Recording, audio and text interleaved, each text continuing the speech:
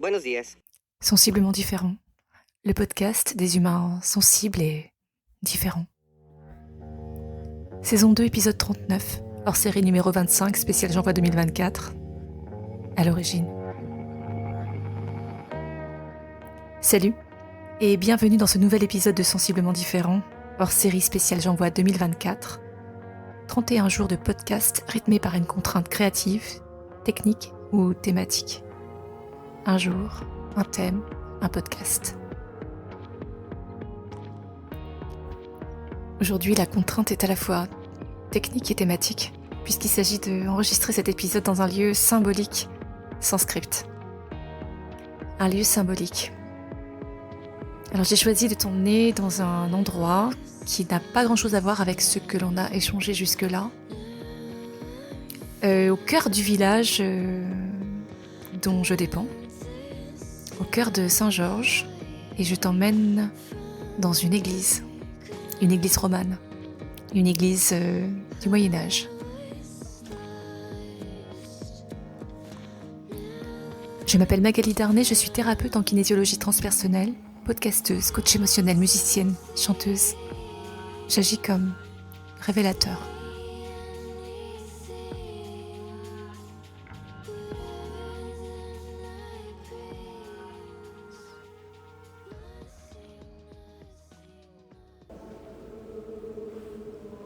Alors là, je me trouve dans le cœur de l'église.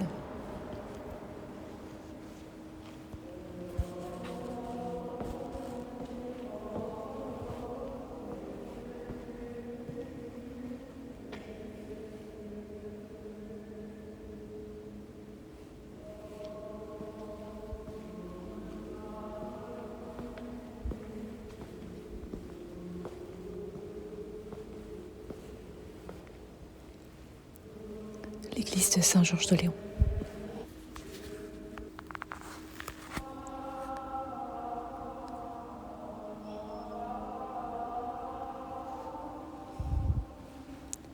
C'est le plus ancien édifice de l'île de Léron, qui date du XIe siècle. Il y a encore une partie de cette église qui a des traces de son passé. Une partie de la nef et le mur ouest. Je suis à l'intérieur.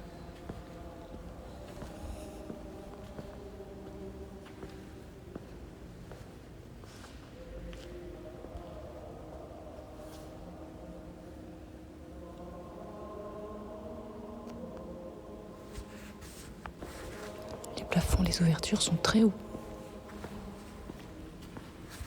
Et tout inspire au respect, au silence, à la quiétude.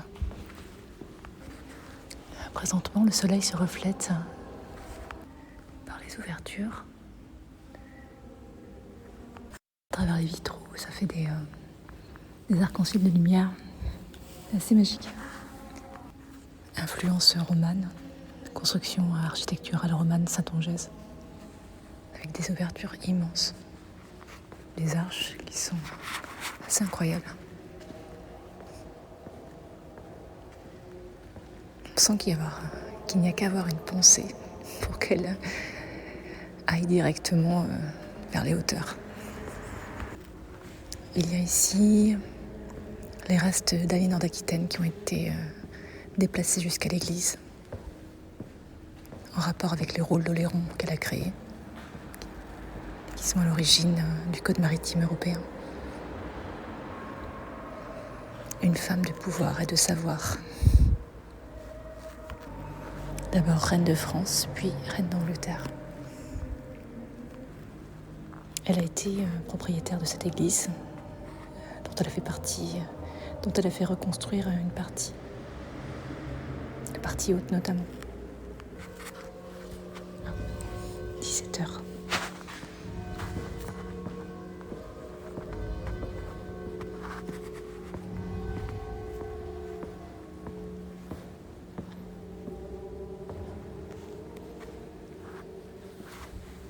Une maquette de bateau, la Louise. Un 4 mains.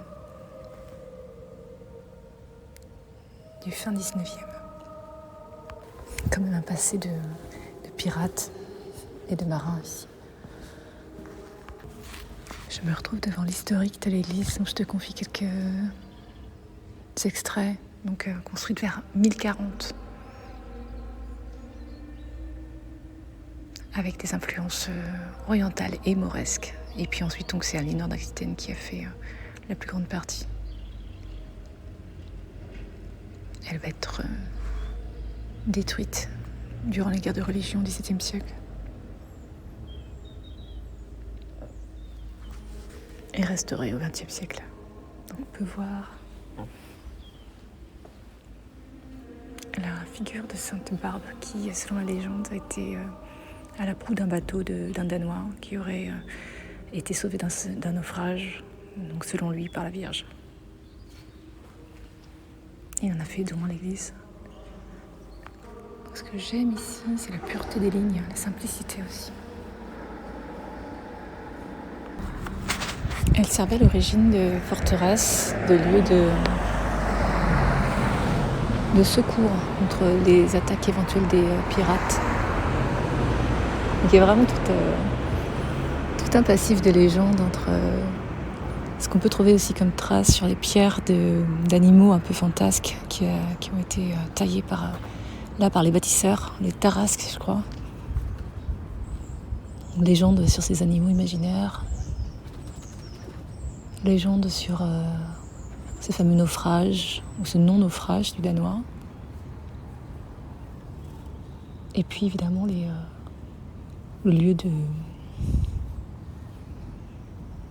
de recueil et de fortification, de protection contre les attaques des pirates.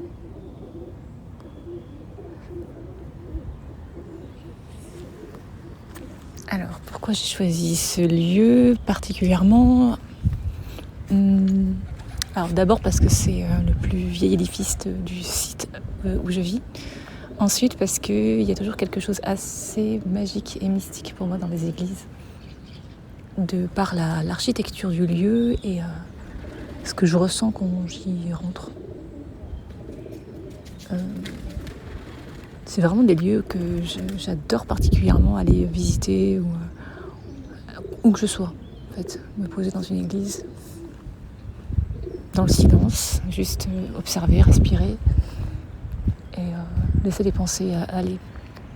J'aime bien aussi l'idée ou les légendes qui sont en lien avec le passif païen, comme quoi les églises seraient construites sur des vortex énergétiques de la Terre, donc des lieux de magnétisme assez importants, et permettraient comme ça à l'énergie magnétique de la Terre de circuler de façon amplifiée vers les énergies célestes, quoi, en gros, comme des vortex d'énergie. J'aime bien cette idée de mélange entre les sites, les vibrations, la terre, les pierres, et ce que ça génère. Bon, je ne sais pas comment tu te sens dans une église, mais moi, il y a quelque chose d'apaisant, mais pas seulement, assez énergisant aussi. Là, je me trouve en dehors, dans le cœur du village. Je fais le tour et j'admire l'œuvre. Je veux dire, comment on peut être assez fou pour construire des édifices pareils. Il y a une bande de tourterelles et de pigeons qui nichent là. Ils sont dans des endroits assez improbables d'ailleurs. Cette attraction particulière que j'ai pour les édifices églises, chapelles, cathédrales est assez récent parce que dans mon enfance, j'ai quand même eu une petite période d'éducation catho durant laquelle, à part me demander ce que je faisais là, j'ai pas été inspirée par de grandes idées métaphysiques. En tout cas, je me souviens vraiment, môme, écouter des discours et me dire mais ils ont craqué total, quoi. Ils ont craqué total. Leur histoire et leurs croyances, elles sont pas vraiment possibles. Donc même si je kiffe les légendes, là je me disais mais c'est à partir de ça qu'ils bâtissent leur ligne de vie, leur fonctionnement. Waouh. Donc ça m'interrogeait môme, et plus tard j'ai commencé à regarder ce qu'il y avait de commun entre les différentes religions et à me demander aussi pourquoi ça générait autant de combats et de morts en fait. De morts pour des idées qui, somme toute, avaient quand même des gros points des gros points de rassemblement, des gros points communs, des gros points d'union finalement. Et c'est vraiment un truc qui m'a beaucoup interrogée pendant une partie de ma vie, à me demander pourquoi, quel est le sens de tout ça, enfin, c'est que tout ça pour ça quoi. Et donc plus tard encore, j'ai recommencé à observer les églises, mais avec un détachement total du système de croyance, puisque moi je me construisais le mien propre, qui était assez éloigné, on va dire, en tout cas qui a une culture et une histoire, hein, parce qu'évidemment je ne peux pas nier mon implication judéo-chrétienne, ça fait partie de beaucoup de systèmes hérités, mais qu'il faut interroger d'ailleurs, hein, et ça m'a permis de faire pas mal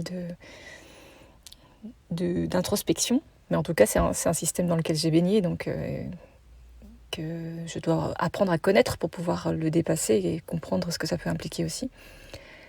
Mais donc plus tard, avec ce regard plus attiré par les pierres, j'ai vraiment ressenti des choses qui étaient assez fortes dans ces lieux. Et à comprendre pourquoi ça pouvait générer une sorte de ferveur ou de mysticisme, justement. Mais vraiment pour la beauté des édifices, les lieux sur lesquels ils ont été construits, les pierres, les gravures, les sculptures, la beauté de l'édifice tout simplement, du bâtiment. Et aussi ce que pour moi ça génère vibratoirement parlant. Il y a vraiment quelque chose qui s'instaure, qui est assez unique. Je peux vraiment me poser sur des bancs d'église et me poser là juste, écouter l'intérieur et l'extérieur.